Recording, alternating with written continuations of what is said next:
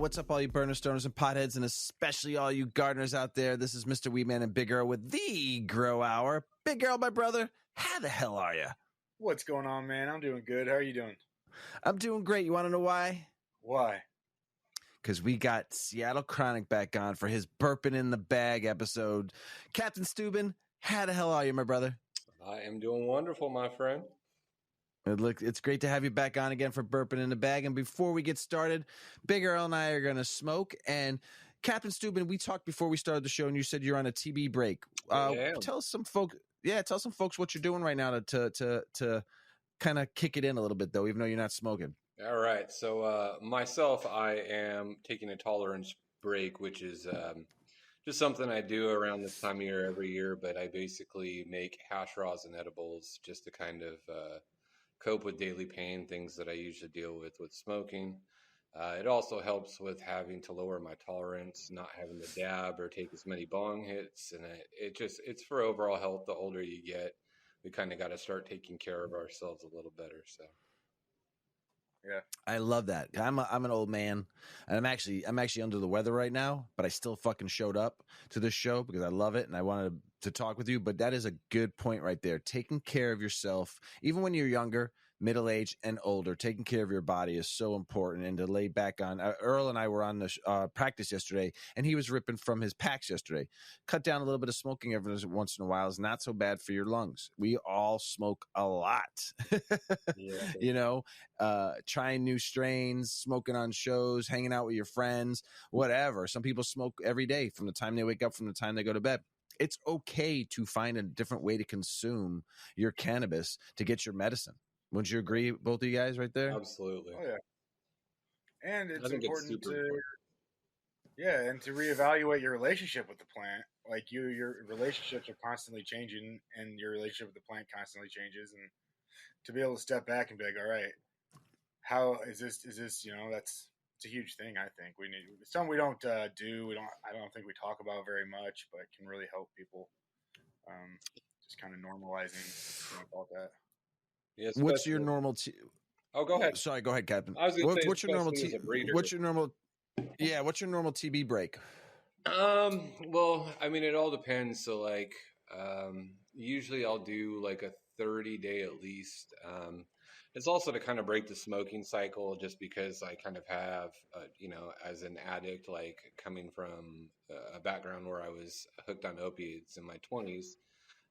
I just have to avoid things and routines where I get into behaviors of, doing too much smoke and then like you said, with pheno hunting and having to smoke hundreds of flavors or like, test the effects, there's times where I really, I get like immune to it. Like, I mean, I can, take 3-4 dabs and I'm like where most people are for, just taking a bong hit. And so it's like time to, like you said, reevaluate your relationship with it and just to, I don't know. It's like the coughing to me is what gets to me. It's like I can smoke fine, but it's like when I start hacking so hard that it like affects, I start crying or like I can barely catch my breath, and I know it's time to kind of step back and get my lungs back underneath me. There you go. That's great. Good to hear. Good to hear. See, everybody out there in the world, you can still use cannabis in a different way. You don't always have to smoke it. And Captain Stubing, who's a professional over there, can vouch for that. So let's explain. Oh, Earl, what are you smoking right now? I'm smoking Orange Soul. Delicious, my friend. Yeah, and I only took a couple of hits because I'm a little chest right now, but I took a couple of hits. I smoked that out I gave some joints of that out to some people on Saturday too, and people were saying it was phenomenal. So nice. The taste, the smell, still smells like an orange blossom this other round you did. So what are you smoking on? Trainwreck. I found a little Trainwreck plant. I only popped 3 fem seeds, but they were all very stable in terms of expression, at least. And I found a little one that I forgot about hiding in the back of the tent.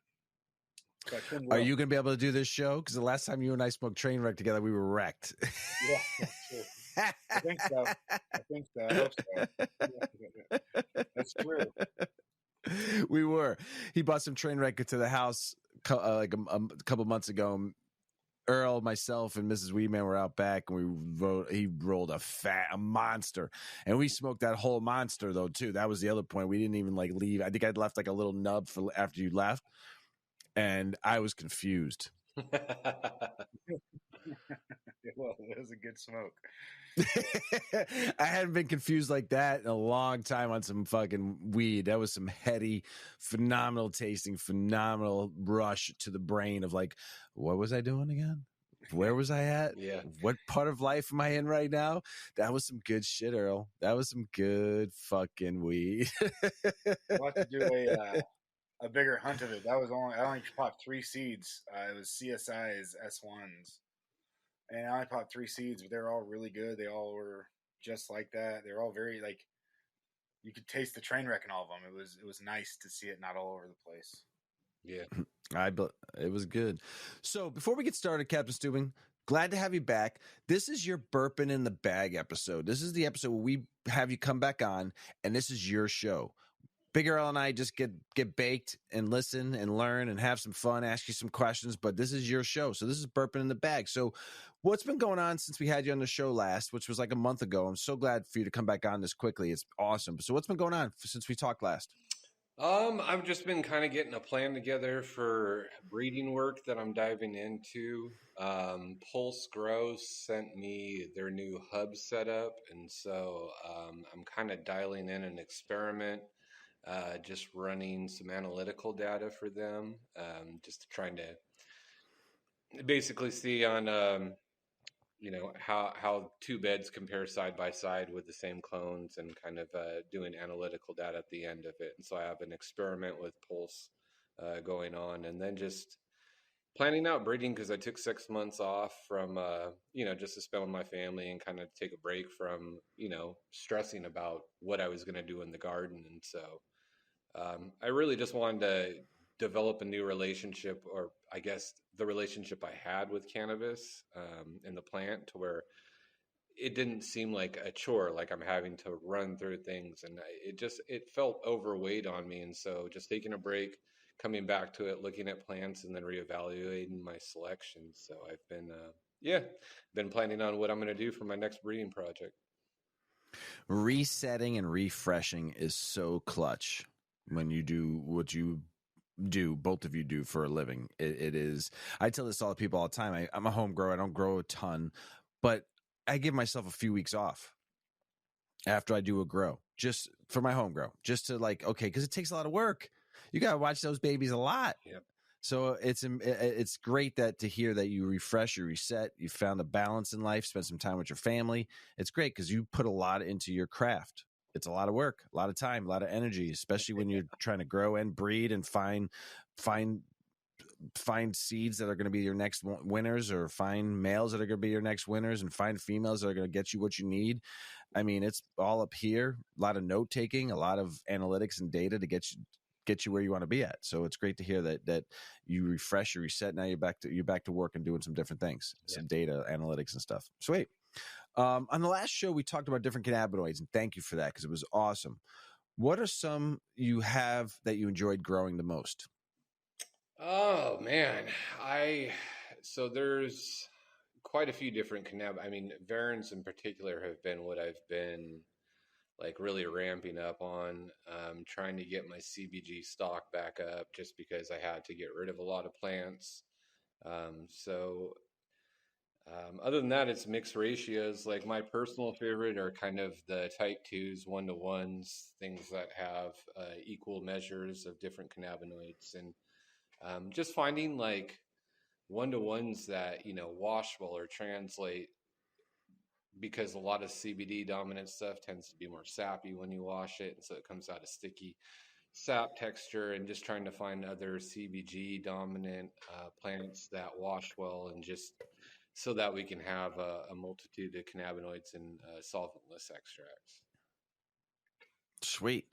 I love that. I love that about you, because when we talked last time, it made me very excited that you took some of the other cannabinoids. It's not all about THC. You're finding what other cannabinoids can do for people. It doesn't always have to be about THC. Yeah. And I love it. And it makes me happy.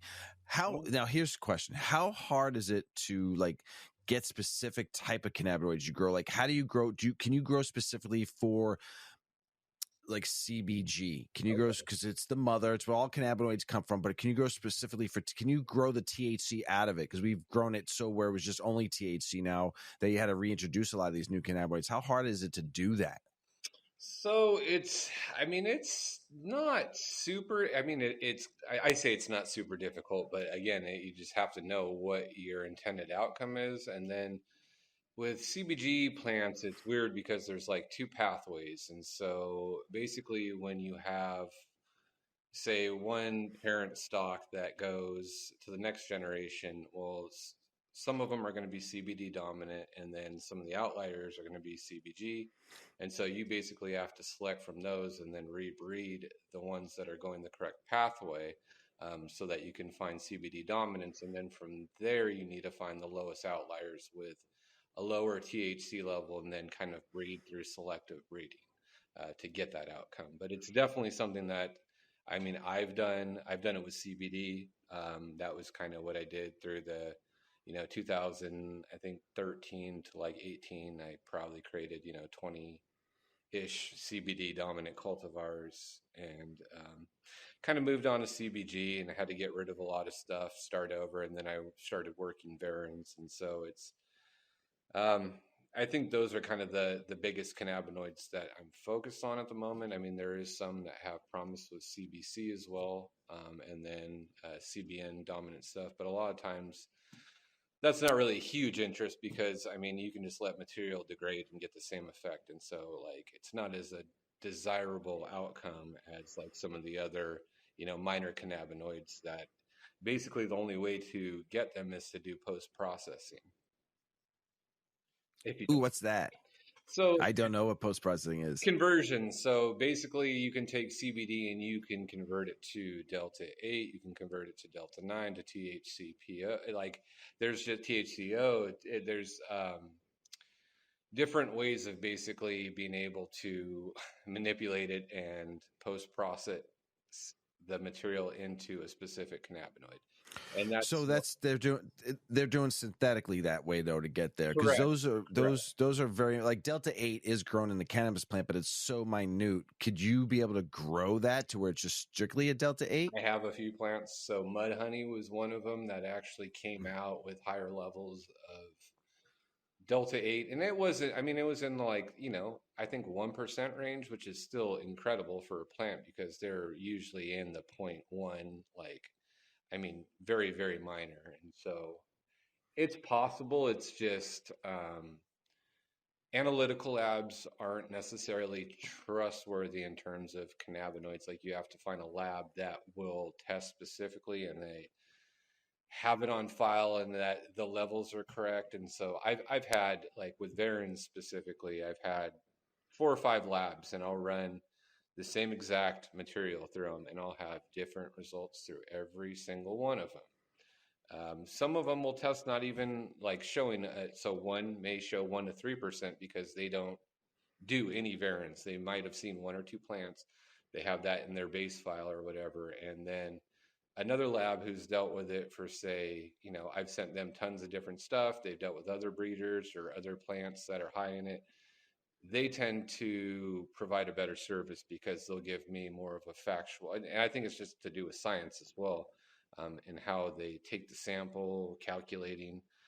But I feel like a lot of people who have handled it know how to do the process to where these other labs, they just kind of say, well, I guess this is what it is, even though it's like I've had this plant tested 3 or 4 times. It comes constantly 6%, and now I'm getting 1% out of it. Now, tell me how that happened. Like, and they can't answer the question, so I'll just send it off to the other labs who can, or give me the correct, numbers back that I kind of have worked with them in the past. So it's crazy, honestly. I mean, it's very costly and time consuming. I bet. Now, yeah. Are you? There's still cannabinoids that we haven't discovered yet, right?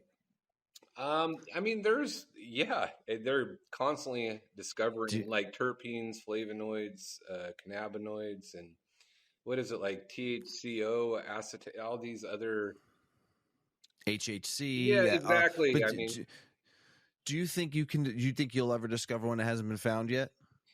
I mean, that's the crazy part is like, how do we know without the analytical research to prove it? So maybe I already have, and it's like it's Mm. gone unnoticed, and that's what's worked for these people that they think it's, you know, a Varin, or they think it's this THC and this combination of terpenes and this, and that's why. And it's like, no, actually, there's a cannabinoid in there that specifically is triggering something in your body to a reaction that we have no idea about at this point.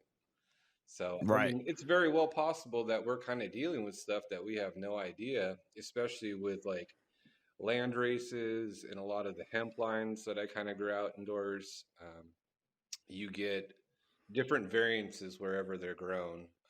You know, there's not a specific, so it's like if I grow one specific plant in the Northwest and I take that same plant, a land race that did relatively well in the Northwest, well, it sucks in the Midwest. Like it doesn't perform as well. And so that's the other thing that I'm having to deal with. It's just kind of hunting through new stock and getting things situated here. Like a lot of the stuff that I had prior, or, you know, I had to keep up in Seattle, and then finding things that are acclimated towards the Oklahoma environment. Very drier in Oklahoma, of course, versus Seattle, which is very moist and humidity high and rains 90% of the year. And it's the temperature swings here are like the most insane thing I've ever seen. Like it'll go from like, you know, 3 degrees to like 90.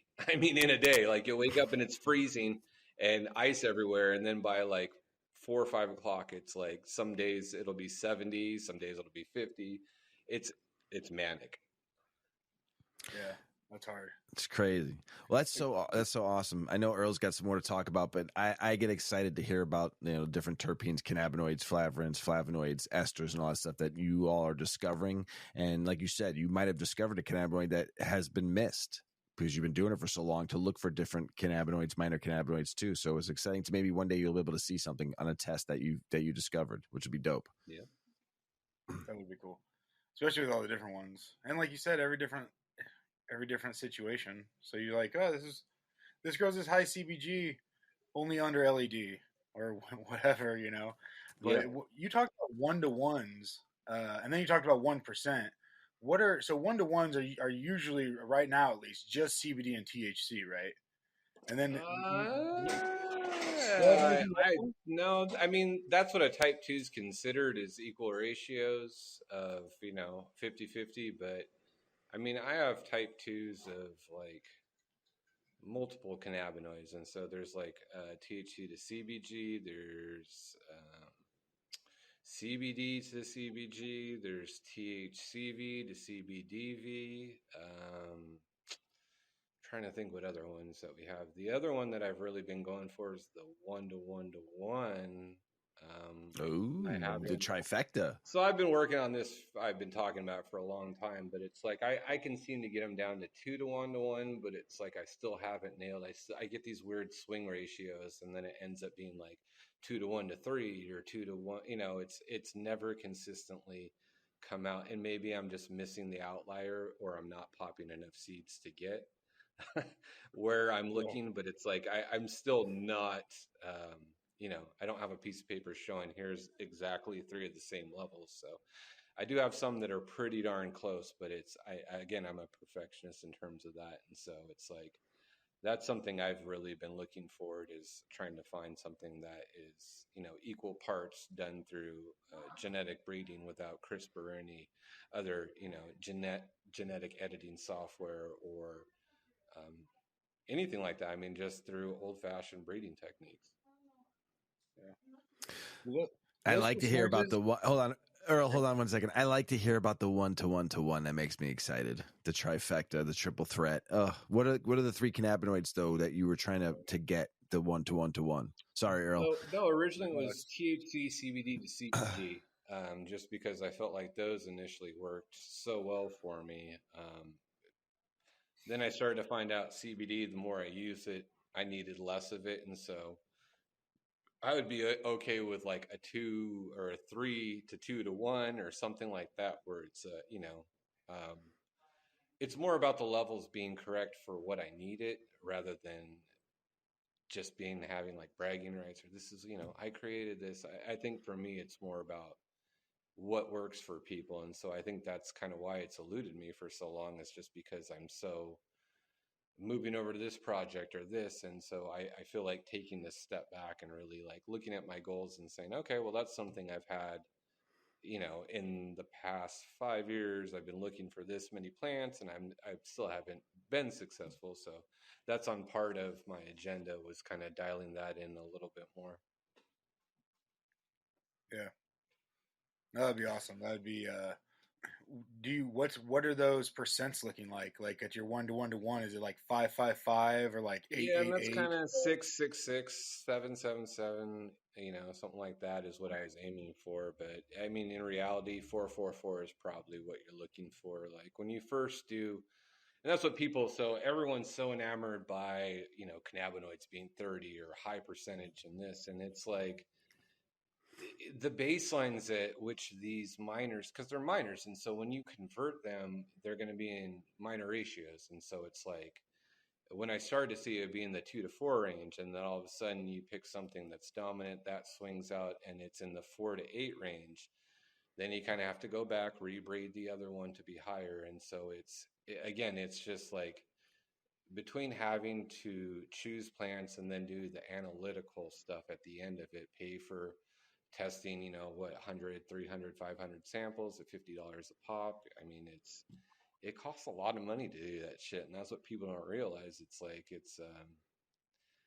it's not easy in terms of not having anybody financing my grow. Like it's all just done through me for my own research. I'm not being funded by somebody who has millions of dollars. It's like I have to work for my money to do this for people. So it's a little bit different in terms of that.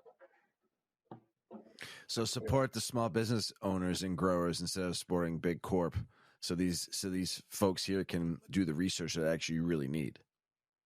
Yeah, it is what you need too. And so, do you look at taking so you're trying to bring in more CBD? Do you look at taking another cannabinoid out? Because like when we talk about 30%, right? That's cool to hit 30% THC, but what I see more there than anything is that there's only 70% left for the plant material, the terpenes, anything else in that plant that you want. 30% of it's THC, so you have 70% to really round that flower out real nice. So do you attack it more just like, and maybe this is even like a stupid question. Do you attack it more like, hey, I need to take this out to make room for this other one to come in? Or is it just like, this got the highest percent, so I'm taking this bad boy in there? Yeah, and that's with breeding in general. Like you'll see that a lot of people find a plant that's strong, and so it promotes analytical data, which in turn people think stronger is better. And so numbers matter that's a big thing, to where if you're breeding for potency, like potency in resin, then that's what you're looking for, is whatever the frostiest and highest testing. And it's pretty, in all honesty, it's probably the most common practice in terms of breeding, and what most breeders do without, actually knowing that they're doing it, but they're just seeking out those two attributes, and then maybe a various terpene or two. So, I mean, it's just I would say an entry to breeding, doing something like it's just finding the one or two characteristics and then wrapping your head around like how the offspring relate to those, and then choosing the genotypes based on what is best suited out of those two and what best represents those as well. And so, I mean, it's really kind of the same with hash breeding. So it's like hash breeding is not pretty. They don't breed pretty plants, and it's kind of a funny thing because for years we're trying to get nodal structure and things where we have anything from big donkey dick buds to golf balls, but consistent weight is the weight's what pays the bills. So it's like we're trying to build weight off these plants, and then all of a sudden hash comes along, and it's more about internodal spacing and having these airier plants that have ease of access to the trichromes. And it just kind of throws things on its head, because it's like you're breeding really ugly plants that do not work in terms of flower production. And so I like to look at it multifaceted and say like, okay, this plant performs in, all three categories. She's a keeper. It's not just she's a hasher, let's keep her. She's a hasher, let's keep her. And I get it, for hash labs, that's your bread and butter, but like there's just so much to the plant and so much that people can identify and breed for. And I think it represents our personalities in a lot of ways. Yeah. Damn, that's interesting as hell. A lot of people aren't growing, like, yes, there are people out there just growing for hash or just growing for flower production, but like most people growing for themselves probably want to get a little bit of everything. Yeah. Like nothing goes to, you get your keef and you do what you make your edibles and your balms with that, and you get your trim and you make your edibles or whatever the fuck you want to make with that, and your fly, whatever, however you do it yourself, so getting plants that can do everything, a little bit of everything, to me, no waste, man. That's my big hard. thing, is having no waste. Like, whether it comes down to using all the trim, the stalks, the roots, like you just have to make sure that you have a closed loop and that you're not, just throwing a bunch of shit in the trash and contributing more to waste problems. Yeah, that's one of the best parts about like living soil. It's like you don't throw out soil, you get your one pot for a year or two or however, probably longer. Oh yeah, I run beds for years, man. Like I just build them up and they just get better with age. Like I think I'm on my 3rd year now of the beds I have in my house, and man, I'll tell you what, this round they are kicking. Like, I do a lot of pheno hunting in kind of some smaller pots just to kind of see how they express or what they need to be fed and how they react. And so I'll run them next to the beds, which I have dialed in. And it's just crazy to see the difference, like, I mean, versus living soil. And then the other ones I tend to do synganics because, they're 2.5 gallon pots. There's no way in hell you're doing a living soil in like in a 2.5 gallon. So it's like, I still play with synthetic nutrients, but I'm very much, in terms of breeding, everything is done probiotic. I mean, it's all probiotic seeds. Everything is regenerative. Everything in my practice to do with breeding is, tries to be in a living soil environment. Sweet. Yeah. I love it. And they found that there's bacterias and stuff in the seeds. So like, if you're not coating, biointelligent seeds that basically have a coating that reads. So, I mean, you literally, it's like nitrous. So it's like you throw them in the soil, they read the code, boom, unlocked, let's go. It's very quick to identify, to where sometimes on these synthetic grows, you have trouble even popping them.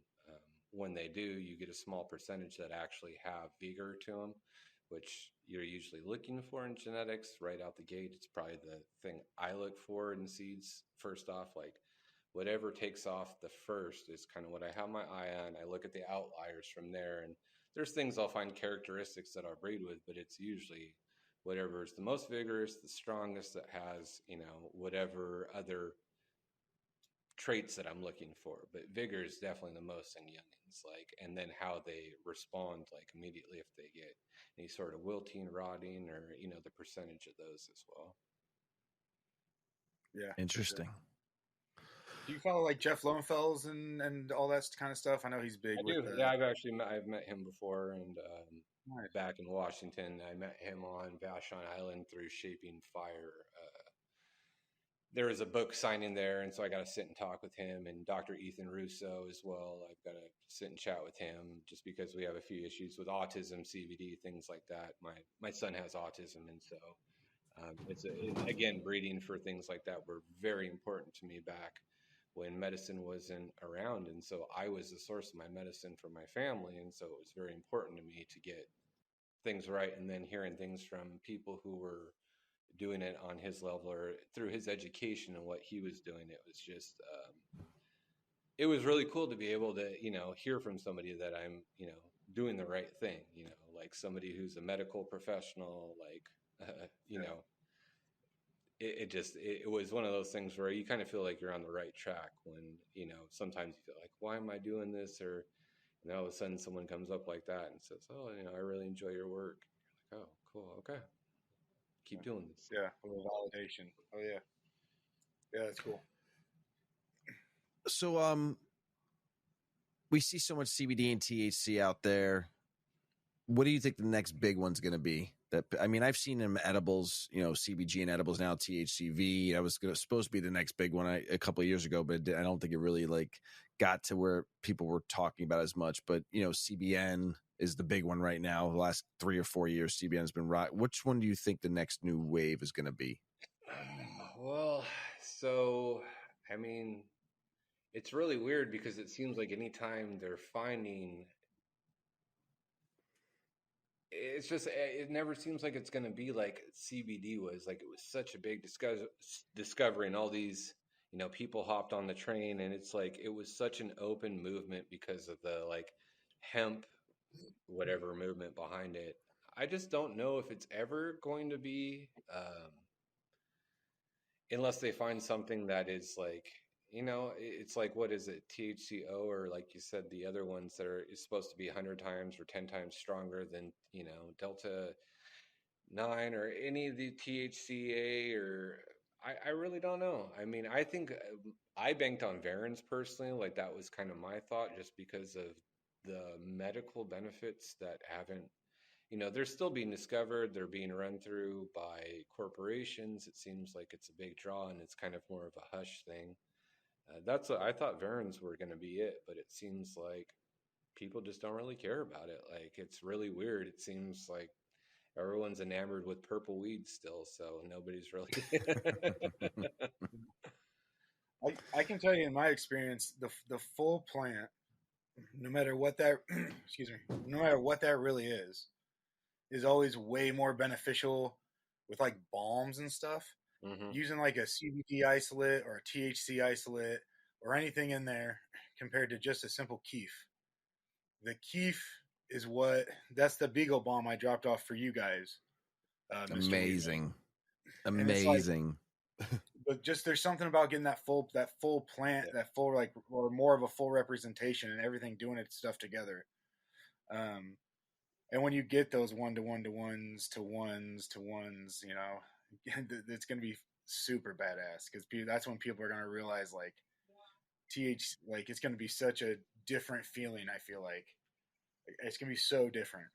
Yeah, I completely agree, and I think that it's just getting people to try it. I mean, because like I said, everyone's so fixated on numbers and what, you know, what's the highest this or what's the highest that, and it's like people have no idea. Like, I've had a friend who I gave a sample of some mud honey, and it was like, I think 14.28 THC, but it had every cannabinoid in the 2 to 3 range. I mean, it had probably 24, 25 total cannabinoids. We smoked a joint and went to like a gaming place, Dave and Buster's, and man, he was so lit. He was like, "What did you lace this shit with?" I was like, "That's full spectrum, man. Like that's all that is." And he was blown away by it. Still to this day, he talks to me about that. Yeah. It's like your body's interpretation of it. Everybody feels a little different. Yeah, yeah. Sure. Do you have anything? Would you have like a plant that you're particularly geeked on coming up, or a strain particularly excited on coming up that's doing some fun shit? I have a lot of them. That's why it's so like I've been hunting the past 6 months, so I've just been going through seed stock like crazy, and I've hunted through. I can't even tell you. I've gone through a lot of people's gear, my own stuff from 2017 up to 2023. So I've gone through a lot of stuff, and I think some of this. I mean, I have a list of certain things that I'm kind of interested in. Any specific cannabinoids? I mean, so let's see. Right now, a lot of the Melvins crosses that I did, so I reversed Melvins and then released that, I think, at the beginning of the year, and I've hunted through those. The LA Pure Kush times Melvins came out really phenomenal. There's 2 plants that were like, I'm still going on my second run with them, and so kind of isolating things down and choosing the winner out of those. And then the Boz, which is Bicket OG times Melvins. That one's been probably one of my favorites, just because it's yielder. It has nasty, foul terps with a little bit of sweetness, but it's a good plant, man. It works medicinally for my wife and I, but it also just puts you down. Yeah. Ooh, sounds like my kind of strain. I have another one that smells like durian too, jackfruit. It's pawpaw. It's papaya. It's a papaya cross. I think it was crossed with apricoma, and it smells like straight up. I don't know if you guys know what jackfruit or durian is, but it's like, Mm. man, it's kind of like socks, foul smelling socks, cheesy fruit. Like it's it's funky. It's really good. Yeah. Nice. It's man, I love terps like that where it's like you just like kind of smells like this, it kind of smells like that, but no matter how you put it, it kind of smells disgusting. Yeah, no, it's good. Like every person says it's really. There's another one that was Papa G, and I brought jars of that. One of my friends going away parties, and like everybody that smelled it was like, "What the fuck is this? Like this is there's no pleasantness to this. This is just rank. It smelled like rubber almost. It's like a rubber nasty like." Just old school, and I mean they're older cultivars that were bred into it, and it's something that I'm reversing right now. Actually, it's called Papa G, and so it's one of the, yeah, you guys you'll hear about it, I'm sure, in the next year. But it's something that out of all the terps I've been kind of looking around in terms of plants, it's something that kind of checks all the boxes. It produces, it washes, it's a yielder, it looks pretty, it smells nasty, it's like, yeah, I'm very stoked on it. Oh yeah. Is there a characteristic you look for in your plants really early? Is there something vigor? You know, vigor I think would Vigor, be yeah, the that's kind of. I mean, other than that, it's mostly like how it responds to stress. Like a lot of times when so what I'll do is I'll hit things in their stride, but I'll always take cuttings off, and then I take the cuttings and I put them in a solo cup, and then I'll kind of root stress them to see how they respond. And so once I get an idea of what stress is easy, what doesn't, what takes a while. It helps out like newer growers. And so by selecting things that aren't as finicky through these, root bound issues that a lot of people tend to run into, overwatering, simple things where it's like things people overlook. And so I tend to look at like, okay, this plant's responded really well to these types of stresses. I think I'm going to move it forward in the breeding program. And so it's not just like I'm like looking at a plant and like, oh, that one looks sexy, I'm gonna breed with it. It's like I have to put it through like if I get, fungus gnats or whatever, like which plant does the best with them. Okay, that's tolerant to that, so it's not necessarily or aphids, any plant like putting it outside, trying to get them infected, get them sick, see how their tolerance is to diseases, and it's a process. yeah, for sure. It's something that like nobody does. You know, it's such a pain in the ass like to go and try to get aphids or anything really. You just have to go to any nursery, really. Like, you just go walk through a nursery, go home, go to your garden. You're good, man. Yeah, for sure. That's exactly right. It's all. Go visit a I good got these local problems. grow, and yeah, that's the easy way. When did you get your clones? Okay, that's when you got your problem. Yeah. Yeah, every single time. Yeah, if you've never had russets, I recommend ordering clones.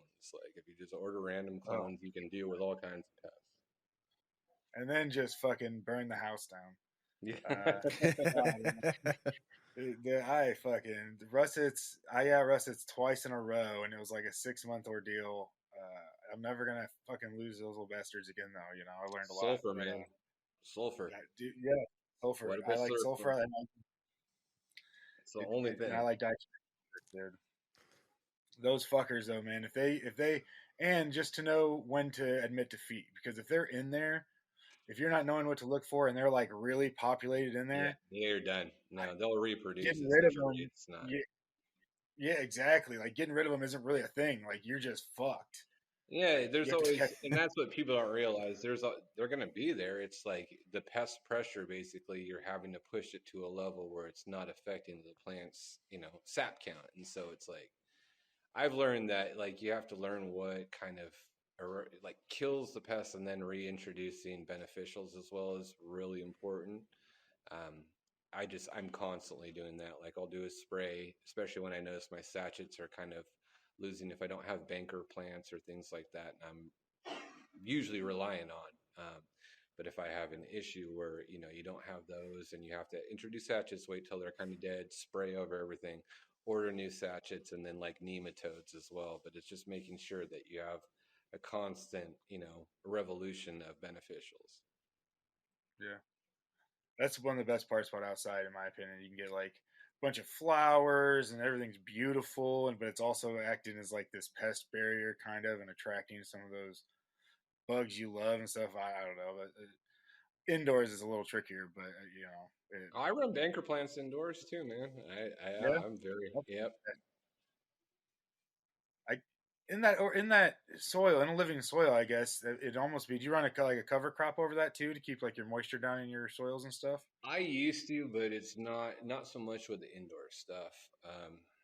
Like on larger plots and stuff where you need to fixate nitrogen or certain elements, like then I find it beneficial. But for indoor, I figure like just doing some soil testing, adding the nutrients that are required, and then just banging it out. Like not having to, just because when I did that, the chop and drop, having to, like sometimes some plants would develop deficiencies, or other plants required more calcium, and so knowing kind of what's been drained from your soil and then having to reintroduce it. Um, I mean, there's a way of doing it with cover crops as well if you know exactly what you're doing, and it's a lot more guesswork in my opinion. You have to do a lot of evaluation of what the nutrient density of those are, what you're dropping, how the soil decomposes and basically provides the nutrition to the plant's ability. And so it's a lot more head work, I think. And so I just like sending a soil sample off, having a piece of paper that says you need to add you know egg seal and a certain amount of this, and then you're good to go. Yeah. That's how they did it on our farm, which was cool. It was we sent out soil samples and they sent back what the soil was, and then they sent back what like average soil was, Yeah. and then we could kind of go off of that. Like, okay, well, we want a little bit more potassium than the average soil, or a little bit more calcium than the average soil, or whatever. And it was like to raise this 1%, add this many pounds of this per acre. It made it really cool and easy for us at least. Wherever No, we it decided to. really, I mean, I recommend it for anybody is to use like Logan Labs or anybody who does soil analysis. It's part of the game. I mean, you have to, otherwise you're just guessworking it. Yeah, yeah, for sure. Do you have a region of the world that you like? I don't even have an answer to this question for myself personally, but is there somewhere where you're like, man, I really like the weed that comes out of this area, or I really like this old school strain. Anything that this thing's crossed with is my shit. Oh man, that's a tough one. I mean, it's so weird because I mean, again, the whole epigenetics of things, like I was talking, how it may affect it in one region, it may grow well here. I mean, primarily anything from like the Hindu region, like Balakistan, or like any of those areas tend to have kind of like Hindu Valley. Yeah, anything around there, it seems like Nepal, any of those regions. It's more of the Kush stuff, I think, the early flowering, thicker, chunkier stuff. But I do enjoy Africans as well. Like I love racy sativas. I like Ferns. I mean, that's where they tend to come from, equatorials, and so it seems like South Africans are really rich in those. Yeah, Yeah, there isn't a specific one, but I think those are probably the two regions. I've been growing a lot of Thais stuff too. I got a bunch of Thai stuff, so I've been sorting through that. But Landrace Crew sent me a bunch of stuff from like Tura Valley and I mean Arissa. There's a ton of stuff I'm kind of getting into right now, and so hopefully I'll know here in the next 6 months whether or not anything's workable or indoors, or if I have to move yeah, things outside. yeah, yeah. That's awesome. I love that land race type. It's not practical to be like, hey, I'm doing a big giant hunt, not for me at least, but like, it's so fun even to hunt through like 5 or 6 seeds and see something like different Yeah, they're Might wild not get looking, like man. That's it. If you yeah. haven't grown one, grow a 24-week plant and tell me how you do. Oh man, I've had some it's sativas that like I've run 2 cycles and it's still sitting in the back. Like, damn, dude. I ran a Death Star that I was told had to run 16 weeks once, and I think I bitched about it probably like 5 or 6 times on the show already. That's how hurtful it still is to me. They just kept going and going. Like I got my next plants coming through, and I'm like, God damn it, these fucking plants. And I mean, they were good, but I was told that the best Death Star was at 16 weeks, so I wanted to run at 16 weeks. But what are you gonna do? We talked about we talked about it a little bit, but I feel like you've seen it better than anybody. What are the big changes you've seen with hash becoming such a dominant role in breeding? Have you seen like I mean what I'd assume would be some increased instability because that's you're not you don't want anything to harm, but when you're going just for hash, a couple seeds doesn't kill you too much usually. Smaller, shittier looking plants that hash out and get you like high ass percentage on their wash. Is there something I'm missing there? um, so the thing is like hash used to be a very profitable thing, especially hash raws. And like, when it was selling at $60 a gram or $50 a gram, it was like you could monocrop a room and make more, or the same that you would, I would say more honestly, if you calculate it. I'm not doing math right now in my head, but I mean, back before, I would say last year even, yeah, you could crush it if you ran a room for hash and just had something that washed at 4 or 5%. Then you would rake in some cash from that. But it seems like since kind of everybody's moved over to the hash rosin department, everyone's been growing a lot more for it. It's the cost has gone down just like everything else, and so it's a lot of hash brands that were doing it big are kind of having to scale back. I've helped quite a few out in Washington and here in Oklahoma, and it seems like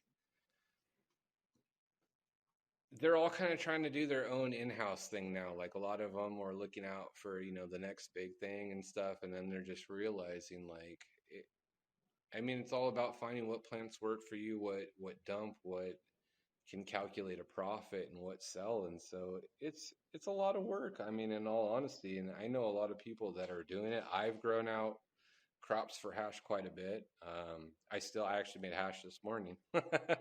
So I did a wash this morning just to make some more gummies this week because I like to make hash rosin gummies. They just tend to hit harder than conventional live resin or any of those. Like you can take half the milligram dosage. Like I would take 100 200 milligrams of a live resin or something, and like I can eat a 33 milligram hash rosin gummy and be lit for 4 to 6 hours. Like literally sometimes like I'm like, this is a little strong, and I'll eat like a 250 something else and be like, I don't feel a thing. So Yeah, I'll eat a 10 milligram hash rosin gummy. Way different than eating a 30, 40 milligram distillate, Yeah, whatever, way different. The high is way different. I tell people all the time, distillate goes like this, straight up like a fucking roller coaster and straight down like one. Yeah. When you ride the wave of hash, it's just like like a nice little train going up that mountaintop. And then it levels out and you even keel for a few hours and then you coast and you float on down. And there's none of that up and downiness. And that's why I love good hash. And, hearing what you were talking about, that you have grown crops for just hash. The thing is here's the thing. A lot of people are moving to hash because there's a little market for it right now. Concentrates in general are not a big market. Flour's still king, right? Concentrates are only 5 to 8% of the overall market right now. That's it. I mean, I know now people are making edibles with hash, and still not big because it's only a few states are doing. A few states are making them because it's still hard to get. Like here in Illinois, it's hard to get good hash. Period. Yeah. It's hard, and it's hard to get hash. Period. But it's hard to get good hash here in Illinois. And I'm not making fun of anybody, but I've smoked hash from one side of the fucking state to the fucking overseas. I've smoked a lot, and this state, it's hard to get. And you have states. I've been to Oklahoma where you walk into a shop and there's fucking just shit tons of it. I mean, it's insane. Like, I mean, it is literally insane. Some of the, like, especially the last year after outdoor season, I will kid you not. Like, just impressive. Like the amount of hash that was on the shelves around here. Yeah, I mean, it's crazy. I was there 2 years ago and I walked in. I'm like, they had like a whole wall, a whole like bookcase. I was like, that's all your hash? They're like, yeah. I'm like, holy shit, you have a lot of hash. Yeah. It was probably a smaller shop too. Some of them have like, what, 400 or 500 flavors? Like, I mean, it's crazy. It's a lot. Yeah. Michigan's pretty big too for hash. Yeah, I love going to Michigan again. For sure. Yeah. But it's still such a small market. That's why prices are dropping. Here in Illinois, prices haven't dropped for hash. When you get good hash, you're still charging fucking big money for hash for a gram. But the average price now for hash is $25-$30. If you go to some states that produce a lot of it, that's, try wholesaling here through a legal, licensed entity, and like going, I mean, you're having people trying to offer you $12-$13 a gram. So it's crazy. I mean, it's a very competitive market for a small market share. Yeah, small. That's the problem. It's not there yet, and a lot of people jumped on a wagon that's still got one half of a wheel that needs to be fucking built. Flower still king.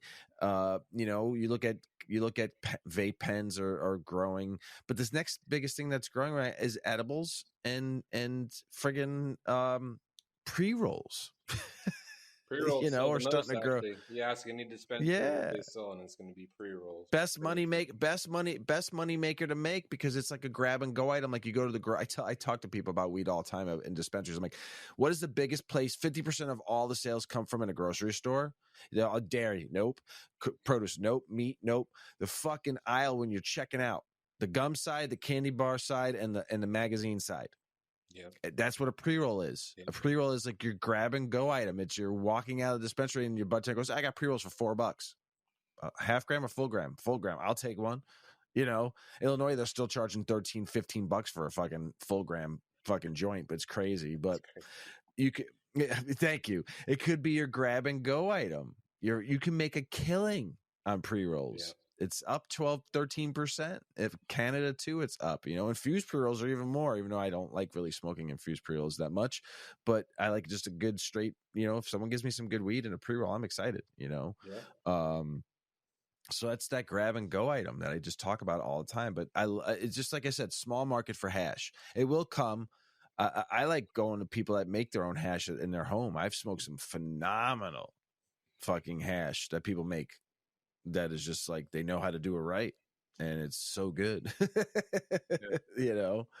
So but home people have a lot of these. It's not even there's great legal or white market or whatever you call it, hash and flower. But if somebody's growing it in their basement and they're smoking it themselves and they're pressing the hash and they're smoking that hash themselves, man, just some of the quality that they get. And when a bud only touches one hand and it's not knocked around a trimmer and then it's thrown into a fucking bag and then it's pressed on this super clean little fucking press and then it's hit, fucking 20 minutes later, not even that, maybe it's whipped and thrown in the fridge or whatever the fuck the process is. It just hits so different, for me at least. But I have very little experience in dispensaries. I have 2 dispensary visits, and they're both in Vegas, like actual dispensary as a customer visits. Wow, and man, that's a weird place to do it too. That's not a good example. It was awful. I spent like more money than I wanted, and I was like, and my words were like, "What's the best? What's your best?" And you couldn't smell it, and like, no, it's stupid. It's like Washington too. You can't smell anything. Yeah, it's the stupidest thing. That's how I choose. Like, I gotta every jar that I go to smoke or whatever. It's like me and my wife will pop open jars and like, so, and she'll say, "Oh, that one, yeah, that's what we're smoking. Like that smells good right now." So it's all based on olfactory senses. Like, whatever smells the best. Yeah. You know Toucan Sam from Fruit Loops, don't you, Captain Stubing? Yeah.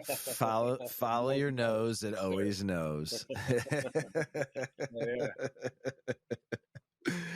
The Oh, last shit. episode, you were talking about some THC work, weren't you? You're doing some THC work also, or you just did a THC Yeah, cross? no, Or ton of THC stuff. Like that's kind of.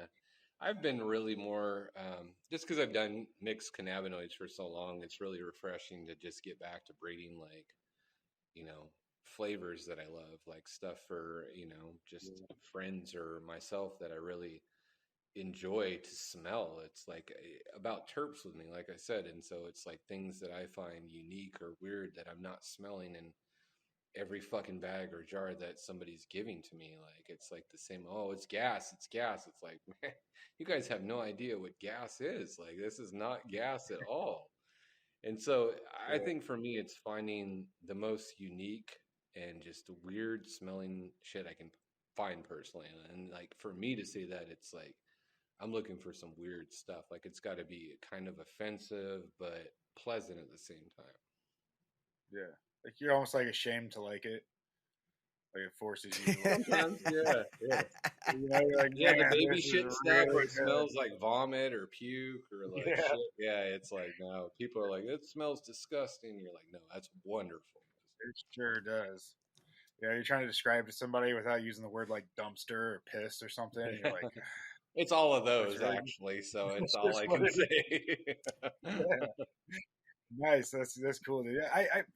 I love cannabinoids too, but dude, the THC dominant, and you know what? I bet it's refreshing in that it's like a little bit more like every time you try to go another layer, it adds so fucking much, like a whole nother set of like parameters. Like, oh, if I do this, it affects.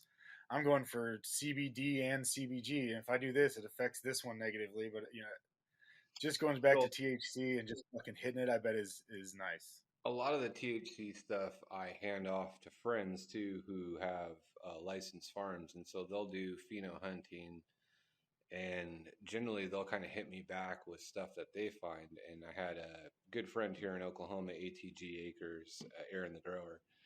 He I probably gifted him, I don't know, 10, 20 packs of seeds of different, I think 50, 100 seeds a pack, something like quite a few seeds. And so just to try and get him, I mean, he found beautiful phenos of exoneration, which is Gary Payton times OGKB times GMO root beer. And then the other one was Anthony Bourdain. And that one is like, I actually just got a message from a fellow cultivator here in Oklahoma that said he tried it. And he said it's fantastic. He goes, that name is fucking fantabulous, man. Fucking amazing. It's like straight garlic too. It's foul. It's like really garlicky, heavy. It's a heavy Mercian Queen, like just puts you down. So What's the GMO root beer and GMO? What's the difference? What's the difference there? So I hear people talk about GMO beer, and GMO I root never beer really. got, it's funny. So like the original GMO, the skunk tech cut or whatever, it has kind of like a sweet creaminess to it on the back. So it's like, especially in the hash end, it washes really well. Anything with GMO, like that's why everyone breeds, just because the way it washes is phenomenal. The structure, it's a weird structure. You can bring down the flowering times in the GMO, which is 84 days. A lot of the crosses, you get that weird funkiness. And so it's like the root beer brings a sweet creaminess. The back cross too, that actually has more of a sarsaparilla funk to it. Ooh. And so it's not really, I wouldn't even say it's like a root beer on the first one. It's just more of like a sweet creaminess GMO. Like it's not as foul garlic onion, not, like I like to say a true GMO is close to a ChemD. It just tastes more like it smells. Yeah. Like So ChemD, when you smoke it, it's like more chemical. It's very harsh. It's like very expanding on your lungs. To where, I mean, I can smoke GMO all day and not really have an issue with that. Yeah, GMO's loud as fuck Interesting. too. Like when I Yeah, it had is. that, I still have it. I haven't flowered it for a while, but you walk by it in the garden and you have some fantastic plants next to it, but you smell the fucking GMO. Yeah. So is the root beer is a different pheno of the original GMO. No, Is so that it's actually just called GMO root beer. It's a I don't know what the cross is on it particularly, but I oh, know that it's Skunk Tex cut. That he got you? that's yeah, that's where I got it from and ran it and kind of passed it around. I So see. Nice. Hmm. Yeah, I never knew. I've always heard people talk about the root beer, and for a while I was like, man, I'm sitting on a couple fire ass packs of seeds because I had a couple root beer packs from Hermetic, and somebody had told me that was the cross there, and I was like, oh shit, that's the root beer and the GMO root beer, and then I was what didn't take very long for me to be like, oh, that's not true. yeah, Like the I original don't. root beer was from Mean Gene. So I don't know if it was a cross from his to the GMO that was done, but I just know that like root beer was like the elusive meme thing like a few years ago through Mean Gene, and so Yeah, yeah, it's funny. It's funny how the culture brings that shit out. yeah, that's for damn sure. We talked a little about CBG RSO before the show. What is that? I know I know where to get it now. Thank you. But what is it? What is it? So I'm going to ask you a different question then. What is the feeling, the effects of an RSO, just a straight CBG? Like, what kind of effects do you get from it? So I tend to like it more so with like the mixed cannabinoids, like lower, like we were talking, so having a little bit of minors as well, just because it gives me like an uplifting feeling. It's very anti-anxiety. Like my wife has anxiety really bad, and so it tended to help with her anxiety quite a bit. And so social anxiety, things like that, social situations, just being able to like get out and go. Like I have social anxiety occasionally, and it tends to help me with that as well. But I think it depends on each person. Honestly, I've had some people that it doesn't necessarily. For me, it's kind of a mood enhancer, brings me up, makes me want to go out and chat with people, and kind of do things that I wouldn't normally do or talk to people. Like I catch myself chatting with people in the grocery line, or talking a little bit more and just being a little bit more social, and I just don't feel so agitated, I think. So it kind of brings down any agitation or, you know, irritation that you might have towards pain or things of that nature. Sweet. I love it. We're going to talk after the show. Big Earl, you got anything else to ask Captain Stubing No, dude. before he sails off? I'm glad my internet was working on this show, man. And I was able to talk with you the whole episode. But I appreciate you. It was awesome. I'm excited to see some of this stuff pop out. Where can people find you? Instagram, Seattle Chronic Seeds. You can hit me up. SeattleChronicSeeds.com is the website, or SeattleChronicSeeds@gmail.com for the email. Sweet. Sweet. Love it. And we appreciate you coming back on for Burpin the Bag. And thanks for all the knowledge. Go ahead, Earl. Appreciate you I had having one me. last question. Yeah. Have you ever tried like quadrupling or quintupling the CalMag ratios and trying to up your get some more like cannabinoid stuff going on? So I Just I 10 kind of max out calcium on plants as it is. So the crazy thing is I make a water soluble calcium out of like eggshells, bone, things like that. It's Korean farming. So as my pH down, I tend to use a water soluble calcium. And then I kind of have it dialed to where I already have the amounts preset in the soil as well. And so I'm kind of maxing them out as it is. Yeah. But I've gone a little bit too far on that as well and mess plants up. And so I know to kind of where to keep the ratios. But I don't think it necessarily, I think for me, like the biggest effect in cannabinoids and things like that is just flowering, making sure that it hits its strides. Like you don't ever have deficiencies. You're constantly, every 2 weeks up potting. Um, I mean, as long as that happens, it tends to be like, the most robust plant. But I don't think there's a particular technique with the plant, more calcium. Or I know adding sulfur tends to bring terpene count a little higher, but it's not like a crazy difference, but it does help. Yeah. Go. We have a joke. We do a joke at the end of every show where I talk about doing a ton of CalMag, and I had something stupid to say. I have something stupid to say, and you're like, let me throw out some genius for you here. You threw out some fucking. I'm like, that's the best answer about fucking CalMag we've had in 46 fucking episodes. I'm looking at Earl. He's smiling. I'm like, okay, this is great. I learned a lot about CalMag that I never learned before.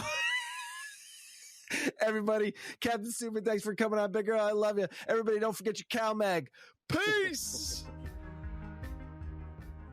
Check out our cannabis lifestyle brand online at 8decades.com. Our custom smokes and accessories are perfect for your coffee table, bedroom nightstand, or kitchen counter. They're designed for you to show them off. The Canna community is also loving our hemp and cotton blend t-shirts, sweatshirts, scarves, and hats, finished off with our 8 Decades logo. We've got some awesome long-lasting goods that will be your favorite for years to come. 8 Decades, because a 9th decade of cannabis prohibition isn't acceptable.